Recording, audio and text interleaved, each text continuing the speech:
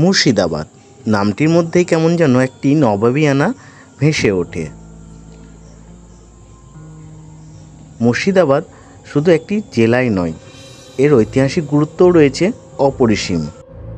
মুর্শিদাবাদ শুধু জেলায় নয়, এটি ছিল একসময়ের বাংলা, বিহার, উড়িষ্যার রাজধানী। এই জেলায় রয়েছে বিভিন্ন সম্প্রদায়ের মানুষের বাস। এই জেলায় হিন্দুরা যেমন ঈদের উৎসব পালন করেন, তেমনি মুসলিম সম্প্রদায়ের মানুষরাও দুর্গাপুজোয় মেতে ওঠেন এবং নিজের দায়িত্বেও দুর্গাপুজো করে থাকেন। মুর্শিদাবাদ যেহেতু একটি ঐতিহাসিক জেলা, তাই এই জেলার বিভিন্ন আনাচে কানাচে ছড়িয়ে রয়েছে বিভিন্ন ঐতিহাসিক নিদর্শন। এই মুর্শিদাবাদে বসে একসময় শাসন কার্য চালাতেন নবাবেরা। তাই এই জেলার বিভিন্ন আনাচে কানাচে যেমন নবাবী আমলের ঐতিহাসিক নিদর্শন চোখে পড়ে, তেমনি হিন্দু ধর্মেরও বিভিন্ন ঐতিহাসিক নিদর্শন এই জেলার ঐতিহাসিক গুরুত্বকে বাড়িয়ে তোলে। তেমনি আজকে আমরা চলেছি মুর্শিদাবাদ জেলার সদর শহর বহরমপুরের থেকে কিছুটা দূরেই রয়েছে ভোল্লা নামে একটি গ্রাম, যে গ্রামে একসময় বসবাস করতেন শুধুমাত্র হিন্দু সম্প্রদায়ের মানুষেরা। সময়ের পরিবর্তনের সাথে সাথে সেই গ্রামে এখন আমাদের ইসলাম ধর্মের মানুষের বসবাস বেশি। একসময় হিন্দু সম্প্রদায়ের মানুষেরা এখানেই নির্মাণ করেছিলেন একটি ঐতিহাসিক শিব মন্দির। এখন বর্তমানে সেই শিব মন্দিরের নিত্য নৈমিত্য পূজা অর্চনার সম্পূর্ণ দায়িত্বভার তুলে নিয়েছেন ইসলাম সম্প্রদায়ের মানুষেরা। এই মন্দিরে নিত্য নৈমিত্য পুজোর যেন কোনো ব্যাঘাত না ঘটেন, সেই দিকে তাদের সজাগ দৃষ্টি সত্যিই অনস্বীকার্য। আজকে আমরা আপনাদের নিয়ে এসেছি সেই মন্দিরটির সামনে, যে মন্দিরটি পুজোর দায়িত্ব রয়েছে সম্পূর্ণ ইসলাম ধর্মের সম্প্রদায়ের মানুষের হাতে। তো আজকে আমরা এই মন্দিরটি সম্পূর্ণরূপে দর্শন করব এবং এই মন্দিরটির নিত্য নৈমিত্য পুজোর দায়িত্বে যিনি আছেন তার মুখ থেকে শুনে নেব এই মন্দিরটির ঐতিহাসিক দিক।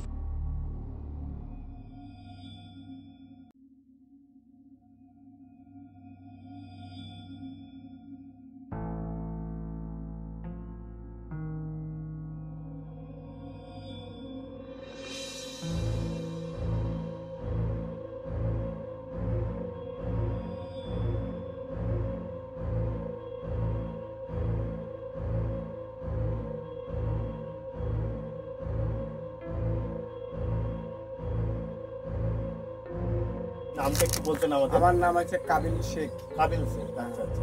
আপনি তো এই মন্দিরটা দেখাশোনা করেন? হ্যাঁ, বহুদিন থেকে এই মন্দির আমার সাথে যারা ওরা মরে গেছে খুব আমাকে ভালোবাসতো, মানে আমার সাথে খুব সুখভাবে বহুত খুব ভালো লাগলো। স্বপন ঠাকুর, তারপরে বাবু ঠাকুর, তারপর সুশান্ত, আর একটা দাঁতের ডাক্তার কিন্তু ফাঁকরিতে অ্যাক্সিডেন্ট হয়ে গেছিল।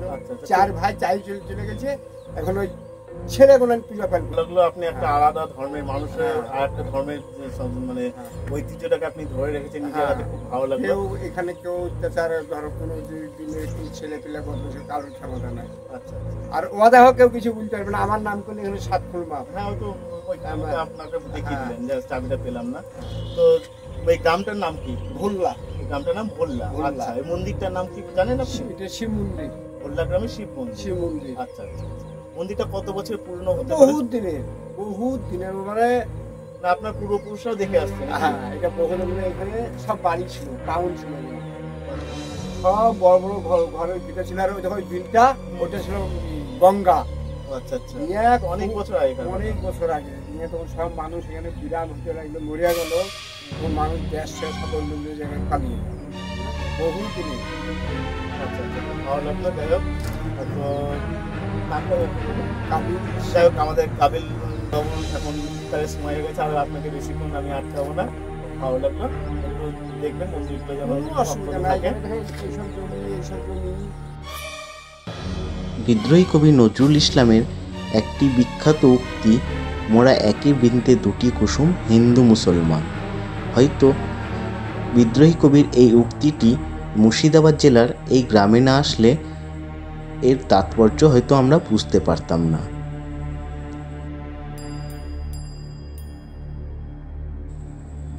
একসময় হিন্দু সম্প্রদায়ের যে মন্দিরে নিত্য নৈমিত্য পুজো অর্চনা চলত, কালের বিবর্তনে সেই গ্রাম আজ হিন্দু শূন্য হয়ে গেলেও সেই মন্দিরে পূজা অর্চনার যেন কোনো ত্রুটি বা বিঘ্ন না ঘটে তার দায়িত্ব এই মুসলিম সম্প্রদায়ের ভাইয়েরা খুব আনন্দের সঙ্গে নিজেদের কাঁধে তুলে নিয়েছেন এবং মন্দিরটির যেন কোনো ক্ষতি না হয় সেদিকে তাদের সজাগ দৃষ্টি সত্যি প্রশংসার দাবি রাখে। তো এখন আমরা এই মন্দিরটির চারপাশ চলুন ঘুরে দেখি।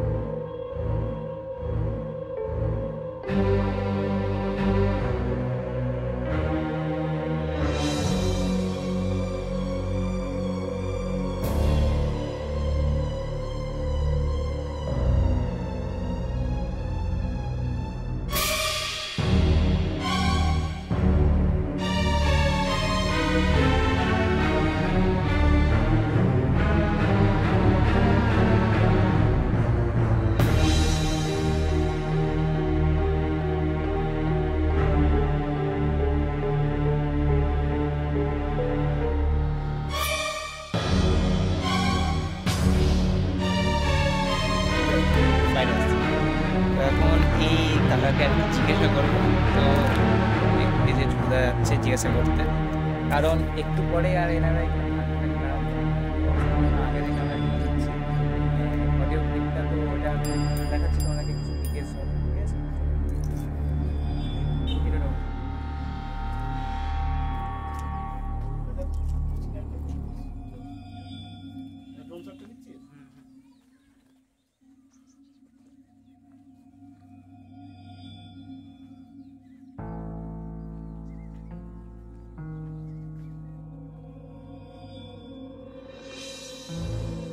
আমার এই ভিডিওটি আপনাদের কেমন লাগলো তা আপনাদের মূল্যবান মতামত ভিডিওর কমেন্ট বক্সে অবশ্যই জানাবেন। ভালো লাগলে লাইক করবেন এবং আমার চ্যানেলটিকে সাবস্ক্রাইব করে পাশের বেল আইকনটি ক্লিক করে আমার পাশে থাকবেন।